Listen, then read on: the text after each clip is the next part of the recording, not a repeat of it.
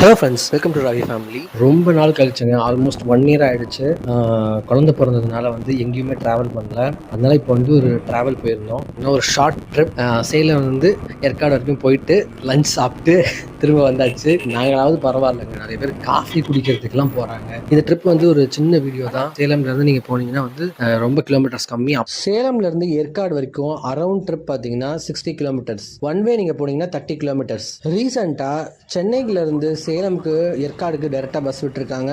அதே போல மதுரையில இருந்தும் பஸ் விட்டுருக்காங்க. இதெல்லாம் உங்களுக்கு தெரியும் அப்படின்னா யூஸ் பண்ணிக்கோங்க. இல்லைன்னா அப்படியே ஒரு லைக் பட்டனும் சப்ஸ்கிரைப் பட்டனும் தட்டி விடுங்க. அண்ட் டவுனே நீங்க வந்து போயிட்டு வரதுக்கு இது மாதிரி ஒரு 5 hours to 6 hours தான் ஆகும். அவ்வளவுதான் ஆகும். நீங்க இந்த ஷார்ட்ஸ் பார்த்து என்ஜாய் பண்ணுங்க.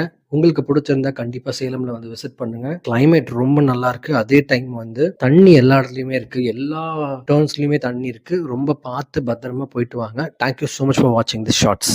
மறக்காம லைக் அண்ட் சப்ஸ்கிரைப் பண்ணிடுங்க.